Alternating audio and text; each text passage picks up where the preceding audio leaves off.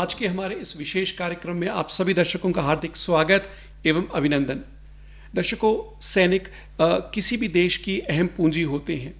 वे न केवल देश की रक्षा एवं अखंडता बनाए रखने में अपनी अहम भूमिका निभाते हैं।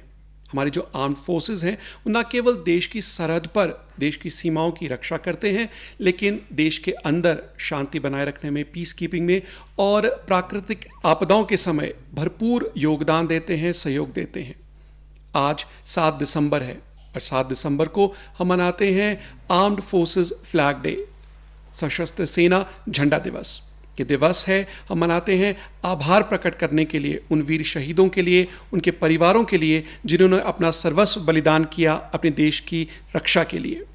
आज अपने इस विशेष कार्यक्रम में हम आज इसी फ्लैग डे पर विस्तृत रूप से चर्चा करेंगे और जानकारी हासिल करेंगे। हमारे साथ आज स्टूडियो में मौजूद हैं गैलेंट्री अवॉर्डी और विशिष्ट सेवा medal awardee brigadier Rajiv Thakur ji, group commander NCC headquarters Shimla. Brigadier साहब नमस्कार, बहुत स्वागत हमारे आज के इस कार्यक्रम में। ब्रिगेडियर ठाकुर जी, सबसे पहले तो हम आपसे जानना चाहेंगे, जो 7 दिसंबर को हम मनाते हैं आर्म्ड फोर्सेस फ्लैग डे, इसके इतिहास, इसकी हिस्ट्री के बारे में हमारे दर्शकों को थोड़ा सा बताएं। ये क्यों मनाया जाता है और ये कब से मनाया जाने लगा है?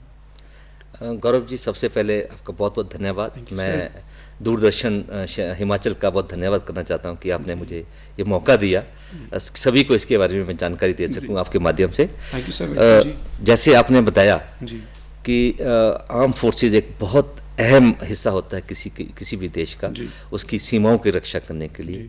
और साथ साथ में हमारे देश में बहुत सारी ऐसी सिचुएशंस भी आती हैं जहाँ पे इंटरनल प्रॉब्लम्स भी हैं या कोई और आपदा की सिचुएशन भी आ सकती है। हमारे आर्म फोर्सेस राइट फ्रॉम 47 इसमें बहुत बढ़ चढ़ कर आगे आके इसमें हिस्सा लेते रहे हैं। आपको मालूम होगा 1947 में जैसे देश आज़ाद हुआ तो जो हमारे दुश्मन देश हैं वो नहीं चाहते थे कि हिंदुस्तान एक बहुत अच्छी उभर के ताकत बन के उभरे। तो उसी वक्त हमारा जो नेबर पाकिस्तान, जो हमारे से ही अलग हुआ था, उसकी निगाहें थी हमारी ज़मीन पे, हमारे जम्मू कश्मीर को हड़पने की उन्हें कोशिश थी और हमारे पे हमला बोला उन्होंने। इस हमले के बाद में जब ये शांति हुआ तो काफ़ी लोग किसी भी लड़ाई में हर तरह का उनको बलिदान देना पड़ता है। और एक सोल्जर जो है, जब उसको पता होता है कि मेरा देश मेरे साथ है, मेरे सरकार या पब्लिक मेरे साथ है, या मेरे को कुछ हो जाने पे मेरे परिवार का वो साथ भरपूर देंगे, तो वो कभी भी किसी भी चीज़ से घबराता नहीं है और आगे पूरी बहादुरी के साथ बढ़ जाता है। यही एग्जाम्पल तब हमारे बहादुर सैनिकों ने दी थी।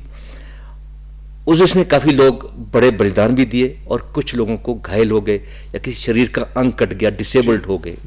तो उस टाइम पे सरकार ने ये सोच विचार किया कि इनके परिवारजन या ये सोल्जर सोसाइटी के ऊपर या अपने परिवार के ऊपर एक भार ना बन जाए, इनको देखना हमारा जिम्मेवारी है, इनकी वेलफेयर के लिए। तो ये उस समय पे जो है झंडा दिवस के तौर पे सबसे पहले 7 दिसंबर 1949 में शुरू हुआ। उस समय के जो डिफेंस मिनिस्टर थे उनके अंडर एक कमेटी बैठाई गई थी और उन्होंने इस दिन को चुना था। शुरू में जैसे इसको झंडा दिवस बोला जाता था, परंतु धीरे धीरे जैसे हमारा देश आगे बढ़ा और हमारे जो है झंडा दिवस में सिर्फ आर्मी को इसका बेनिफिट होता था, पर आगे लड़ाइयाँ हुई। 62 का लड़ाई हुआ, 65, 71, अभी कारगिल का आपने देखा। अभी भी अगर आप देखो तो अपना लद्दाख के एरिया में चाइना के साथ हमारा लाइन ऑफ एक्चुअल कंट्रोल में चल रहा है। तो इसमें धीरे धीरे हमारे एयरफोर्स और नेवी का भी बढ़ोतरी हुआ और उनका बहुत अहम रोल आने लगा। तो 1993 में इसको झंडा दिवस से बदल के सशस्त्र सेवा झंडा दिवस के नाम से जाना जाता है। और जैसे आपने कहा कि 1949 से it is being celebrated since that. इसमें बेसिकली पब्लिक को इनकरेज किया जाता है कि आपके सोल्जर्स जो पूरी देश की रक्षा कर रहे हैं, उनकी सीमाओं की रक्षा कर रहे हैं, उनके वेलफेयर के लिए या उनके परिवार के वेलफेयर के लिए अगर उनको कुछ हो जाता है तो आप बढ़ चढ़ के आगे योगदान देंगे। जी। अगर हम बात करें हाउ डू वी सेलिब्रेट, इसको हम मनाते कैसे हैं इस झंडा दिवस को? बहुत अच्छा आपने क्वेश्चन पूछा है। देखो, हर साल जो है आर्म फोर्सेस जो है इसमें अलग अलग तरह का फंक्शंस करते रहे हैं। वो चाहे कोई एक स्किट के तौर पे भी हो सकता है, कोई गैदरिंग के तौर पे भी हो सकता है, जैसे हमारा फ्लैग्स हम डिस्ट्रीब्यूट करते हैं, या हर एक को फ्लैग, हर एक ऑर्गेनाइजेशन को ये फ्लैग्स दिए जाते हैं, ये एक तरीका होता है बताने का। इसके अलावा जो है, अगर आप सेंटर या स्टेट लेवल पे आ जाए तो जो हमारी सरकारें हैं, स्टेट की सरकारें हैं, वो अपना इस दिन पे अलग अलग फंक्शंस करते हैं, अलग अलग लोगों को इसके बारे में जानकारी देते हैं, फ्लैग्स डिस्ट्रीब्यूट किए जाते हैं। इस साल थोड़ा सा अलग है क्योंकि कोविड-19 का जो सिचुएशन आया है, तो इस तरह की गैदरिंग शायद पॉसिबल नहीं है, क्योंकि हम सबको इस हालात का मालूम है। अगर आपको याद होगा, 4 दिसंबर को अभी हमारे ऑनरेबल डिफेंस मिनिस्टर साहब ने एक वेबिनार किया, जिसमें उन्होंने पूरे कॉरपोरेट वर्ल्ड के जो बड़े बड़े जो इंडस्ट्रियलिस्ट है उनसे बातचीत किया। पहले के टाइम में क्या था कि हमारे जो सशस्त्र सेनाओं का जो ज़्यादातर इक्विपमेंट या उनका सामान जो आता था या वेपन्स आते थे, वो या तो हमारे ऑर्डिनेंस फैक्ट्रीज में बनते थे या बाहर से आते थे। परंतु अभी ऑफ लेट हमारे ऑनरेबल प्राइम मिनिस्टर साहब ने बोला है आत्मनिर्भर होने के लिए, ताकि भारत वर्ष और तरक्की कर सके। तो उसमें कॉरपोरेट वर्ल्ड को एक बहुत बड़ी जिम्मेवारी दी है, ताकि वो हमारे आर्म फोर्सेस के लिए बहुत ज़्यादा क्या कहते हैं, इसका सामान देश में बने, उसका जो है फायदा देश को हो। तो जब ऐसा कोई जिम्मेवारी किसी भी ऑर्गेनाइजेशन दी जाता है, तो उनकी एक सोशल रिस्पॉन्सिबिलिटी रहती है, जिसे हम कहते हैं कॉर्पोरेट सोशल रिस्पॉन्सिबिलिटी। तो वेबिनार के जरिए हमारे ऑनरेबल डिफेंस मिनिस्टर साहब ने ये उनको मैसेज दिया कि आप बड़े बड़े इंडस्ट्रिस्ट हैं, इसमें बढ़ चढ़ के फ्लैग डे दिवस पे जो है आप हिस्सा लें और कंट्रीब्यूट करें। उसी तरह से हमारे आर्म फोर्सेस जो है, आज के दिन एक वर्चुअल रन का उन्होंने अभियान किया है, जिसकी रजिस्ट्रेशन पिछले काफ़ी दिनों से चल रही है। कल आखिरी दिन था और रजिस्ट्रेशन का फीस 100 रुपये था। इसमें क्या था कि जो अभी का जो हालात को देखते हुए एक रन को ऑर्गेनाइज किया गया, जो इकट्ठा होकर रन नहीं किया जाएगा। वो अलग अलग जहाँ पे भी आप हैं, आप किसी भी समय पे अपने उससे रन कर सकते हैं। तो जब आपने अपने आप को रजिस्टर कर लिया, एक आपके मोबाइल में या आपके वॉच में किसी में एक ऐप आती है, जिसके जरिए जहाँ पे आप रजिस्टर्ड हैं उनको पता चलता है कि आपने कब रन किया, कब के, उसके ऊपर आपको सर्टिफिकेट मिलता है। तो इस तरह की एक्टिविटी हुई है। मैं यहाँ आने से पहले वेट कर रहा था, मैं देख रहा था हमारे chief minister, honourable chief minister साहब मैसेज दे रहे थे कि वो फ्लैग डे का बधाई देते हुए, हमारे ऑनरेबल प्राइम मिनिस्टर साहब और भी हर एक लेवल पे जो है हर एक अधिकारीगण और बाकी जो है इसके ऊपर जो है इसका पब्लिक को अवेयर करवा रहे हैं, ताकि वो आगे बढ़ चढ़ कर आए। हमारे जो आर्म फोर्सेस के जो लोग हैं, बहादुर जवान जो अपना सब कुछ निछावर करने के लिए तैयार रहते हैं, उनका मनोबल बढ़ाने के लिए ज़्यादा से ज़्यादा कंट्रीब्यूट करें। मतलब अपनी सॉलिडारिटी आर्म फोर्सेस की एक तरह की सॉलिडारिटी जो है, various means to show your solidarity. जैसे आपने कहा कि वेबिनार के थ्रू डिफेंस मिनिस्टर ने जो एक आत्मनिर्भर भारत का है सपना साकार करने का, वो ही कि make in India to make a self reliant India, साथ में कंट्रीब्यूट भी करो। फ्लैग डेज के ऊपर भी उनको बताया, ताकि इसमें भी वो हमारे जो सोल्जर्स के वेलफेयर के लिए ज़्यादा जितना कंट्रीब्यूट कर सके जरूर करना चाहिए। आज से पहले जैसे आपने कहा कि corporate was entirely different, no relation with the armed forces, तो मैं उनको भी जोड़ने का कि they should also share the social responsibility. जी, बहुत खूब। जैसे इस झंडा दिवस पे आपने कहा कि जो हमारे विशिष्ट व्यक्ति हैं, जो संवैधानिक पोस्ट्स पर हैं और जो आम जन के, उनको झंडा लगाया जाता है and they contribute donate towards the fund. आपसे जानना चाहूँगा इस फंड के बारे में, जो इसमें फंड आता है, इसको कैसे मैनेज किया जाता है और किन उद्देश्यों के लिए, किन ऑब्जेक्टिव्स को अचीव करने के लिए इस फंड को स्पेंड करते हैं। ओके, जैसे हमारा आर्म फोर्सेस के लिए, उनके वेलफेयर के लिए ऑर्गेनाइजेशंस बनी हुई हैं। एक तो है केंद्रीय सैनिक बोर्ड, जो दिल्ली में सेंट्रल गवर्नमेंट उसको हैंडल करती है। उनके प्रेसिडेंट हमारे ऑनरेबल डिफेंस मिनिस्टर उनके प्रेसिडेंट होते हैं। उसी तरह से वाइस प्रेसिडेंट, फिर आगे सेक्रेटरी एंड मेंबर्स होते हैं। हर एक स्टेट के जो ऑनरेबल चीफ मिनिस्टर हैं, इसमें मेंबर्स हैं वो, क्योंकि जो जिनका वेलफेयर है वो किसी न किसी स्टेट से ताल्लुक़ रखते हैं। तो हर एक स्टेट लेवल पे राज्य सैनिक बोर्ड बनाए गए हैं। हमारे देश में टोटल 32 राज्य सैनिक बोर्ड हैं। और फर्दर, ताकि हम, क्योंकि हमारे जो सोल्जर्स काफ़ी रूरल एरिया से भी आते हैं, उन तक पहुंचने के लिए हर एक डिस्ट्रिक्ट लेवल पे जिला सैनिक बोर्ड बने हुए हैं जी। तो जिला सैनिक बोर्ड के जो अधिकारी होते हैं वो डिस्ट्रिक्ट कमिश्नर या डीएम जैसे हम बोलते हैं उनके नीचे वो काम करते हैं और वो पूरे डिस्ट्रिक्ट के हर एक सोल्जर जो है उनकी जानकारी उनके पास होती है। पुराने दिनों में वो आके रजिस्टर में नाम लिखवाते थे, अपने आप को करते थे। आजकल हर एक सोल्जर जो है ऑनलाइन रजिस्टर्ड होता है जी। वो केंद्रीय सैनिक बोर्ड में, जिला सैनिक, राज्य सैनिक बोर्ड पे उनका पूरी डिटेल्स रहती है, अवेलेबल रहती है। और ये जो फंड जैसे आपने बताया कि जो एक तो ये सिर्फ जाने माने लोगों को फ्लैग नहीं पहनाया जाता, ये हर एक छोटे बच्चे तक हर एक ऑर्गेनाइजेशन में, स्कूल्स में, कॉलेजेस में, ऑफिसेज में, हर जगह ये कंट्रीब्यूट किया जाता है। साथ में जो है कुछ अधिकारी जाके मान्य लोगों को भी करते हैं ताकि उसके बारे में जानकारी दिया जा सके। इस फंड का जो इस्तेमाल, जैसे ये सशस्त्र सेना झंडा दिवस, जैसे मैंने बताया आपको, बेसिकली एक वेलफेयर फंड के तौर पे बनाया जाता है। इनको जैसे प्रेसिडेंट इनके ऑनरेबल डिफेंस मिनिस्टर साहब है और केंद्रीय सैनिक बोर्ड में एक सेक्रेटरी होते हैं जो इस फंड को पूरा मैनेज करते हैं। बहुत सारी स्कीम्स हैं जो हमारे आर्म फोर्सेस के जो लोग हैं कहीं लड़ाई के दौरान कोई उन्होंने अपना बहुत बड़ा बलिदान दे देते हैं ताकि उनका परिवार किसी के ऊपर डिपेंडेंट ना हो, उनकी देखभाल करने के लिए इसका पैसा इस्तेमाल किया जाता है। या कुछ सोल्जर जो डिसेबल्ड हो गए उनके अपना मेडिकल के एड के तौर पे या उनके जो है किसी तरह के जो एड है उनको दी जा सकती है। इसके अलावा इसको एजुकेशन के ऊपर बहुत इसका अहम इस्तेमाल किया जाता है। मेडिकल के अलावा वो जो जैसे हमारे जो सोल्जर्स हैं जिन्होंने बलिदान दे दिया है उनके बच्चों को पढ़ाने के लिए या उनके डिपेंडेंट उसकी वाइफ भी हो सकती है, जो भी उनका डिपेंडेंट ओल्ड पेरेंट्स होते हैं, अगर वो आगे पढ़ना चाहते हैं, कोई और करना चाहते हैं, उस पर भी ये पैसा खर्च किया जाता है। उनकी वेलफेयर के लिए, बेसिकली वेलफेयर में अलग अलग चीजें हैं, एजुकेशन, मेडिकल, फिर कोई बहुत जैसे कुछ एक एक्स सर्विसमैन है, किसी कारणवश उनको पेंशन नहीं मिला है तो उन बहुत गरीबी के उसमें रह रहे हैं, उनको इसमें से पैसा दिया जाता है। किसी का घर टूट गया उनको इसमें रिपेयर के लिए दिया जाता है। इसमें मैं एक और चीज़ बताना चाहता हूँ कि ये बेसिकली इवन जो हमारे सर्विस या एक्स सर्विसमैन जिनको ये फंड इस्तेमाल किया जाता है, मेजॉरिटी इसमें से पैसा जो हमारे एक लोअर रैंक के जो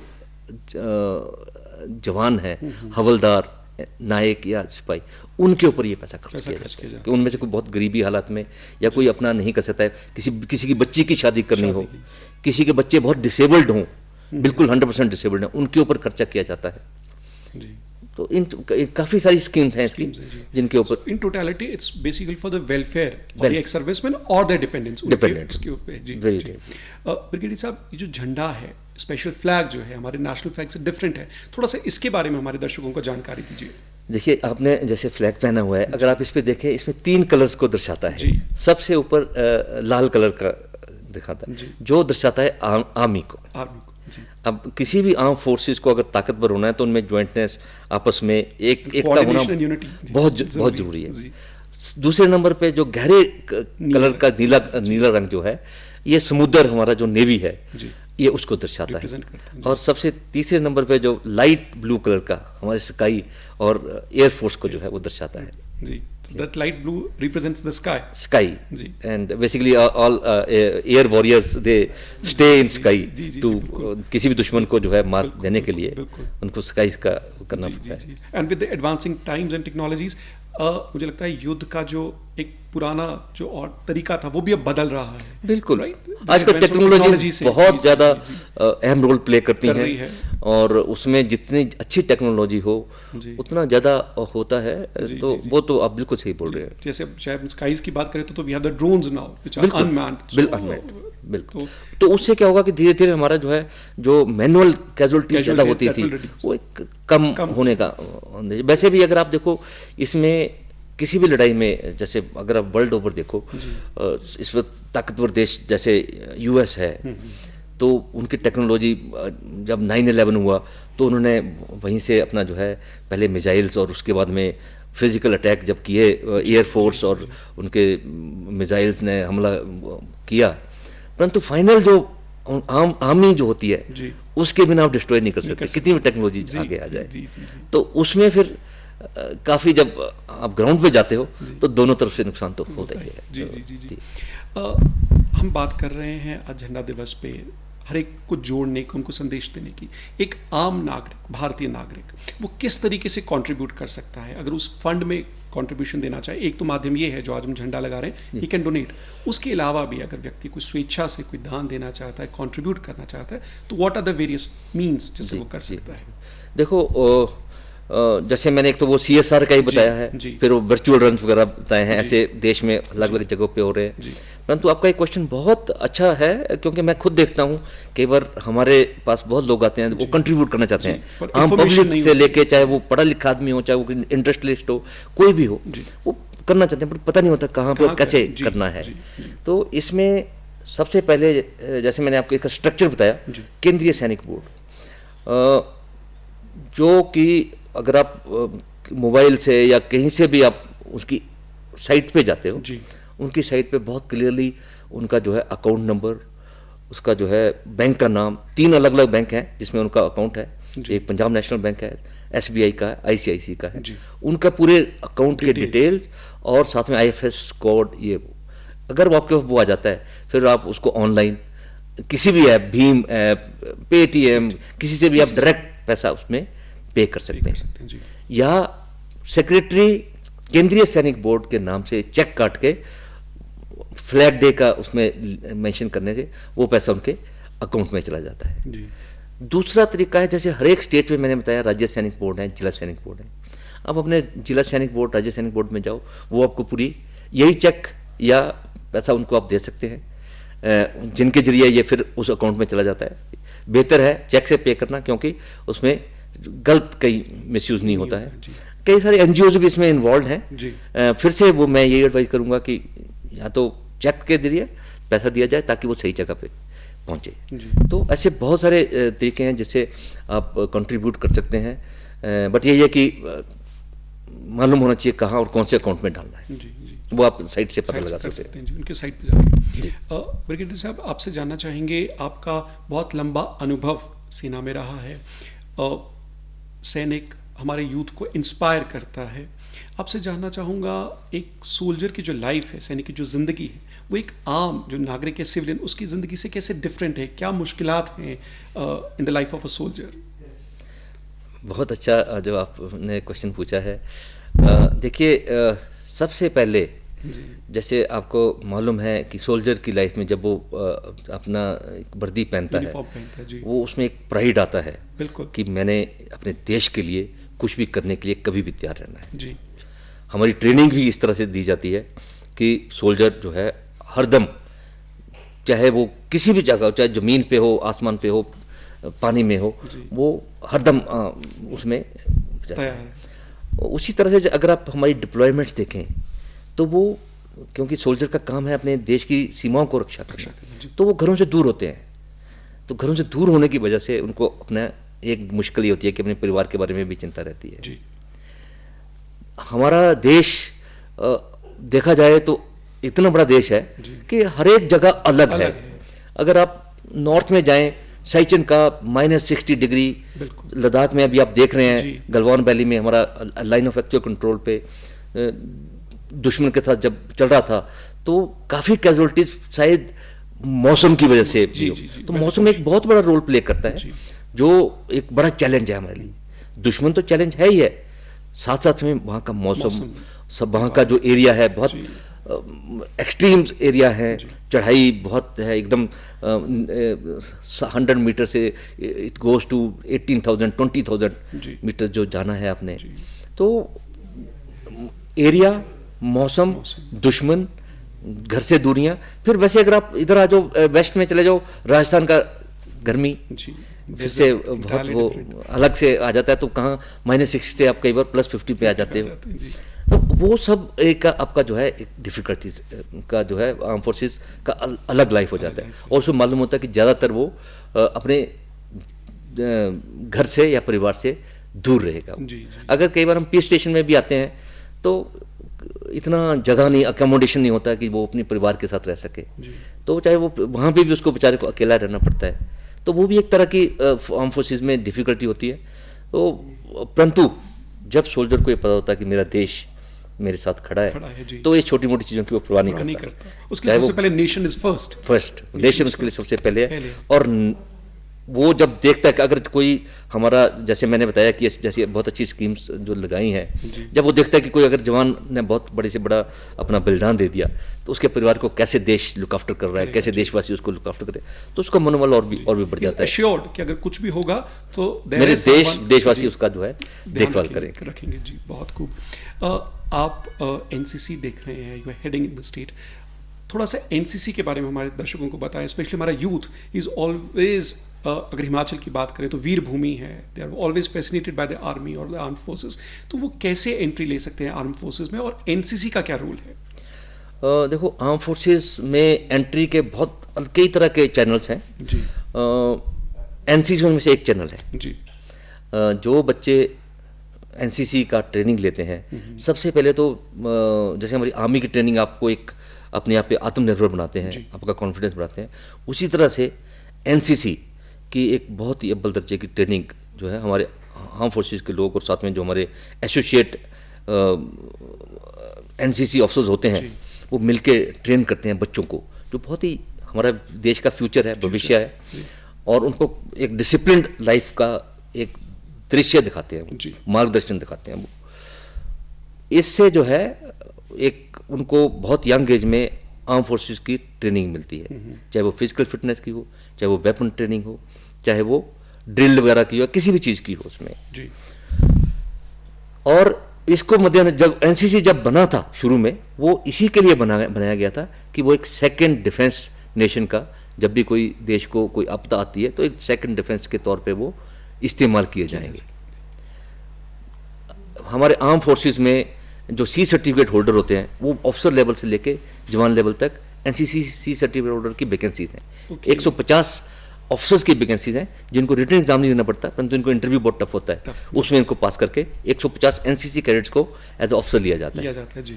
कोई भी जो सी सर्टिफिकेट होल्डर है उनको लोअर रैंक्स के लिए कोई एग्जाम देने की जरूरत नहीं होती। फिजिकल फिटनेस, मेडिकल फिटनेस में उन्होंने पार कर लिया तो 100% उनका एश्योर्ड है आर्म फोर्सेस में आने के लिए। तो ये एनसीसी एक एंट्री हो गया।